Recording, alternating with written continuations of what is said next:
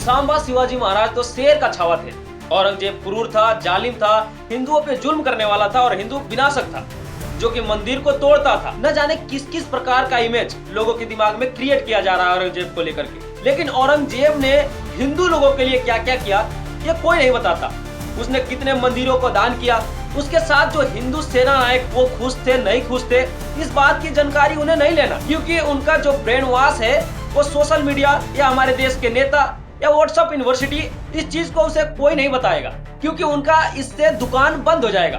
फिर वो धर्म के ठेकेदार आखिर अपने सत्ता को कैसे चला सकेंगे। लोगों को औरंगजेब के बारे में बताया जाता है कि वो सत्ता के लिए हिंदुओं को मारता था, जबरदस्ती उसका धर्म परिवर्तन कराता था। लेकिन ऐसा कहीं भी डिफाइन नहीं है कि औरंगजेब जबरदस्ती किसी को अपना धर्म परिवर्तन कराता था। अगर ऐसा था तो औरंगजेब के शासन में तो पूरा भारत में हिंदू को खत्म हो जाना चाहिए, पूरी तरह से इस्लाम स्थापित हो जाना चाहिए था। लेकिन नहीं, यहाँ तक कि औरंगजेब का सबसे मेन सेनापति जय सिंह यानी कि जसवंत सिंह एक हिंदू थे। राजा रघुनाथ राय जो कि औरंगजेब का फाइनेंस डिपार्ट को देखते थे, वो भी एक हिंदू थे। औरंगजेब की 2 बीवियां हिंदू थी, लेकिन वो तो ऐसा क्लेम नहीं की कि औरंगजेब इतना बुरा शासक थे, ऐसा कहीं भी लिखा हुआ नहीं था। तो आखिर कैसे वह हिंदू विरोधी हुआ? हाँ, अगर हमारी पर्सनल किसी से दुश्मनी है तो हम अपने दुश्मन के साथ किस प्रकार का ट्रीट करेंगे ये तो हम जानते हैं। सपोज दैट अगर मान लीजिए मेरा किसी से दुश्मनी है तो मैं उसको किस तरह से मारूंगा वो तो मैं जानता हूँ, वो पर्सनल मैटर हो गया। इस तरह किसी भी राजा को छवि को खराब करना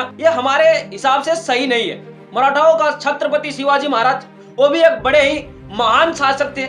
उनके दरबार में भी खुद सेना नायक में हेड दौलत खान और इब्राहिम गर्दी थे। अगर वो चाहते तो वो मुस्लिम को मार सकते थे, लेकिन नहीं, उनके दिमाग में ऐसा कोई इमेज क्रिएट नहीं हुआ, क्योंकि वो सबको समानांतर देखते थे। लेकिन आज के जो लोग हैं, जो हमारे सत्ता के भिखारी हैं, वो इसे नहीं मानते। वो चलते तो है औरंगजेब की नीतियां पे, लेकिन अपने आप को एक सबसे पवित्र धर्म को मानने वाले में से बताते हैं। अगर मैं पूछना चाहता हूँ कि औरंगजेब अपनी सत्ता के लिए किसी हिंदू को मारता था, एक तरफ वो मंदिरों को तोड़ता था तो दूसरी तरफ वो मंदिरों के लिए जमीन भी दान करता था, तो आज हमारे प्रधानमंत्री क्या कर रहे हैं? ऐसे खुलेआम कहते हैं कि सबका साथ सबका विकास, लेकिन एक तरफ वो नीचे से कहीं न कहीं हिंदू और मुस्लिम के कास्ट लाइन को डिफाइन करते हैं। रिचन एंड ईटन की किताब को उठा करके देख लीजिए, जिसे बताया गया है कि औरंगजेब मंदिर को तोड़ा, लेकिन उसने 100 मंदिरों के लिए जमीन भी दान की, उसने खजाना भी दान किया मंदिर को चलाने के लिए। लेकिन नहीं, उसके बारे में किसी को बात नहीं करना। आज भारत के सबसे प्रसिद्ध मंदिर की बात करेंगे, कामाख्या मंदिर जो कि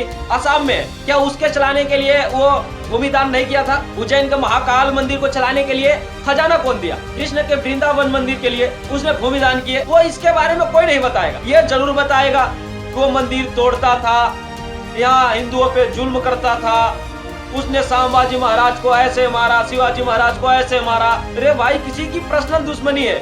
हम किसी भी शासक को हम अपने नजरिया से नहीं देख सकते, लेकिन उसके राज में और हिंदू थे जो कि अपने हिंदू धर्म को बड़े ही अच्छी तरीके से मानते थे और वो मानने देता था। यहाँ तक कि वो खुद की अपनी बीवियों को भी रोक नहीं लगाया कभी।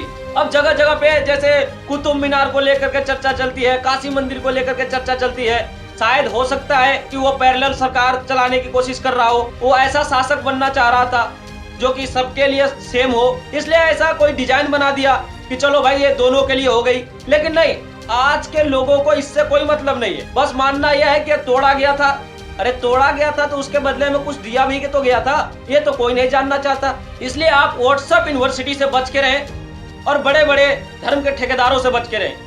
मैं किसी भी धर्म के बारे में बात कर रहा हूँ, ये नहीं कि सिर्फ हिंदू के बारे में बात कर रहा हूँ। ये हिंदू मुस्लिम का लकीर खींचने वाला आया कौन?